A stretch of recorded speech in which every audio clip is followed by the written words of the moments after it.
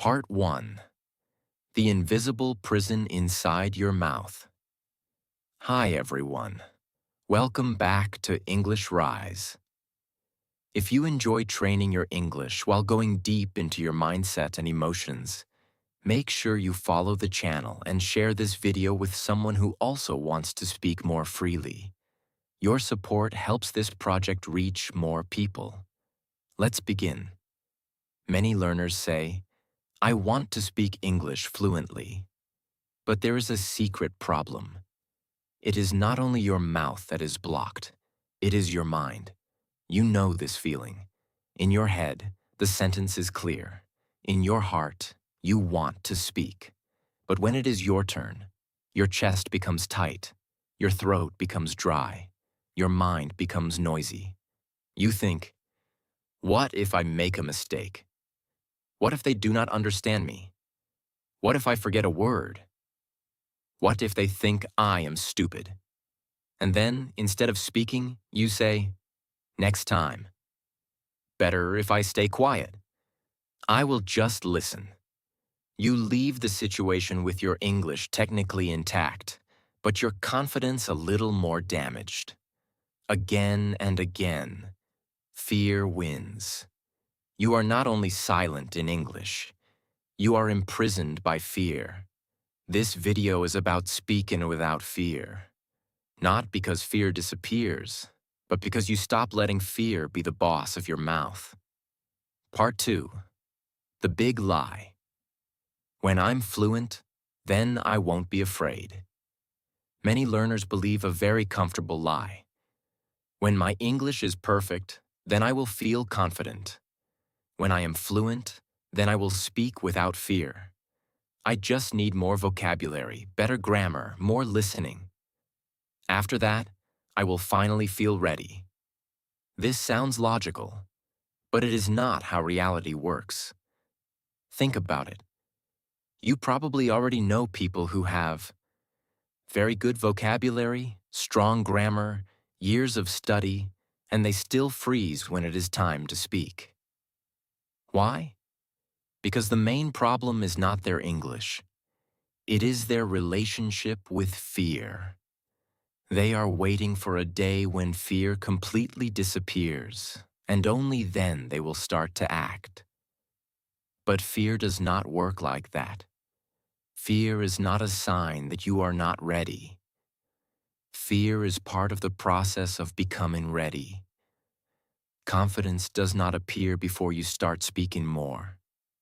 Confidence grows because you start speaking more, even while it shakes, even while it sounds imperfect. If you wait for the day you feel zero fear to start speaking, you will wait forever. Part 3. What you are really afraid of. It is not English. Let us be honest. You say, I am afraid of speaking English. But look more closely. The sounds, the verbs, the vocabulary. These are not the real monster.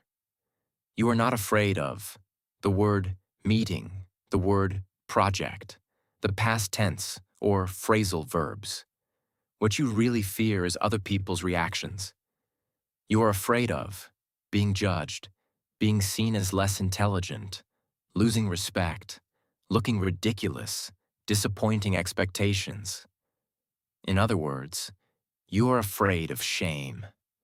You are afraid of that burning feeling in your face, that heavy feeling in your chest when you think, oh no, now they think I'm stupid. So your brain creates a perfect plan. Easy. Let's just avoid speaking. If we avoid speaking, we avoid mistakes. If we avoid mistakes, we avoid shame. Problem solved. The problem is, you also avoid practice, opportunities, growth, connection. You protect yourself from short-term discomfort, but you create long-term limitation.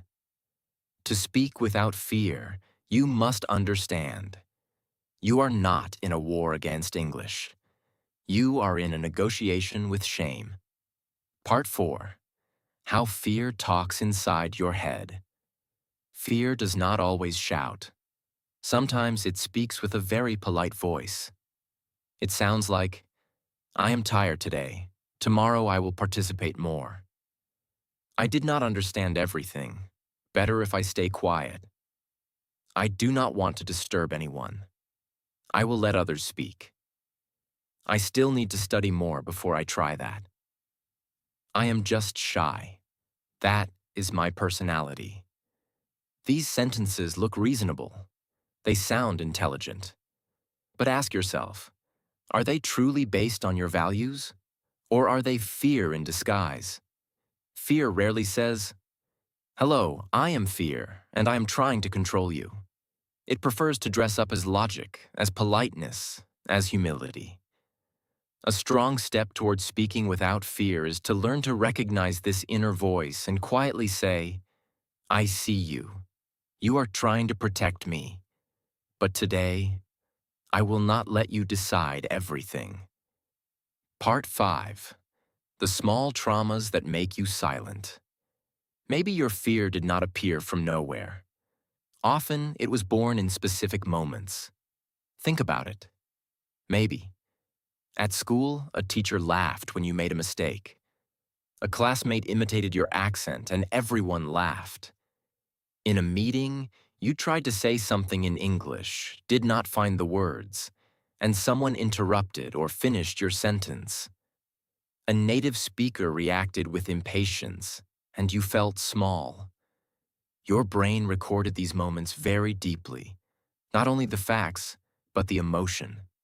Now every time a similar situation appears, your body remembers, "Warning, this is dangerous.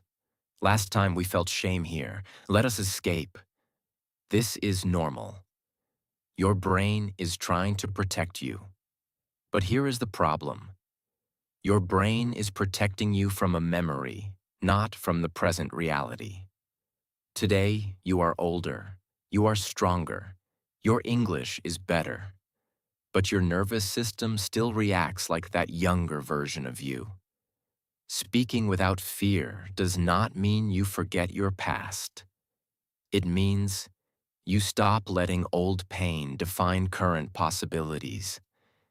You become the adult who protects the child inside you, not by hiding them forever, but by holding their hand while you both go forward. Part 6. Why just be confident never works. People love to give this advice. Just be confident. Don't be afraid. Relax, it's easy. If it were that simple, you would not be here. Confidence is not a button you press. It is a capacity you build. Telling someone be confident without tools is like telling someone be strong without giving them a gym, a plan, or time to train. Speaking without fear is not about one magical phrase, one secret technique, or one motivational video. It is about understanding your fear, changing your relationship with mistakes, and training your nervous system in small, repeatable steps. You do not remove fear with theory. You reshape fear through experience. Part 7. The truth about mistakes. They do not mean what you think. One of the biggest blocks to speaking is your idea of mistakes. You think, if I make mistakes, it means I am bad at English, I am not intelligent, I am behind everyone, people will not respect me. So you treat mistakes like little disasters. But look at reality. How did you learn your first language? By making thousands of mistakes as a child, without shame. How do native speakers talk? They also make mistakes. Pauses, corrections, wrong words, forgotten names. The main difference is, they do not translate each mistake into a story about their value. You do. You turn, "I made a mistake," into, "I am a mistake. This is heavy. This is unnecessary." A mistake is a data point, a signal. Here is a place you can grow. A little teacher that says, "Train this specific thing more." When you change the meaning of mistakes, you change your freedom to speak. Speaking without fear does not mean I will not make mistakes. It means mistakes will visit me, and I will not treat them like monsters. I will treat them like messages. Part 8. Your speaking self versus your studying self. Many learners have two identities, the studying self and the speaking self. Your studying self is organized, motivated, full of hope. You watch videos, take notes, repeat sentences in your room. Alone, you feel powerful. Then your speaking self goes to a real situation, a meeting, a call, a travel situation, a conversation with a foreigner. Suddenly, your power disappears. You feel small, blocked, clumsy. It is almost like two different people. To speak without fear, you must bring these two selves closer. How? By making your practice look more like reality. Not only exercises, grammar, passive listening, but also speaking alone as if you were in a meeting, simulating real conversations, practicing saying your opinions, telling stories out loud. The more your body and mind experience speaking situations even when alone, the less shocking it feels when the situation is real. Your speaking self stops being a stranger. Part 9. A new goal. Speak imperfectly but freely. Most people's secret goal is speak perfectly and freely. This combination is poisonous. Why? Because you do not allow yourself to be free until you feel perfect. So you stay silent. Change the goal from perfect and free to imperfect but free. This means you accept that your English today is a work in progress. You give yourself permission to speak with this level, not with a fantasy future level. You focus on communication, connection, and participation, more than on grammatical beauty. Paradox. When you accept to speak imperfectly, you actually improve faster because you are using the language instead of hiding it. Part 10. A practical speaking without fear protocol. Now let's move from ideas to concrete practice. Here is a simple protocol you can use for the next 30 days. Think of it as your speaking without fear training. Step 1. Choose your arena. Pick one context where you want to be less afraid. For example, work meetings in English, small talk with foreigners, online calls, speaking in class. Do not try to fix everything. Choose one arena. Step 2. Define your minimum action. Ask, in this arena, what is the minimum clear action that shows I am participating? Examples. In every meeting, say at least one short sentence or one question. In every class, answer at least one question or give one opinion. In every conversation, ask at least two questions. Make it small. Make it specific. This is not your dream level. This is your new minimum. Step 3. Practice the sentences in advance. Do not wait to invent everything live. Prepare. Write and practice. Simple ways to agree. I agree with that because simple ways to disagree politely. I see it a bit differently. In my opinion, simple ways to ask for repetition. Sorry, could you say that again more slowly? Simple ways to give your view. From my experience, I think that practice these out loud many times so they become muscle memory. Then, when fear appears, you do not need to create English from zero. You already have some ready tools. Step 4. Use the fear sentence in the moment. Before you speak and you feel fear, tell yourself a quick line. For example, I choose courage, not perfection. My goal is to participate, not to impress. A short, imperfect sentence is better than silence. Say it in your mind as a mini ritual. This gives your brain a new instruction. Step 5. Speak, then breathe. Don't analyze. After you speak, your brain will want to immediately analyze. That was bad. Your accent was terrible. You forgot a word. Stop. After you speak, do not judge. Just take one slow breath, listen to the answer, stay present. You can reflect later. In the moment, just continue. Step 6. End the day with one honest question. At night, ask, today, did I let fear decide everything? Or did I speak at least once despite the fear? If you spoke, even a little, recognize it. Say, today, I won. Not because it was perfect, but because I participated. If you did not speak, do not torture yourself. Simply say, today fear was stronger. Tomorrow I will try again with one small step. This daily reflection slowly changes your identity. From, I am someone who is always afraid to speak, to, I am someone who is learning to speak even when afraid. Part 11. A new relationship with fear. Speaking without fear does not mean speaking without feelings. You may still feel heart beating faster, hands a bit cold, voice shaking. The difference is, you stop interpreting these signals as proof that I cannot speak. You start seeing them as proof that I am alive and that I am doing something important to me. Fear becomes a signal, a companion, not a commander. You can even say internally, hello, fear, you can stay in the car, but today you will not drive. Part 12.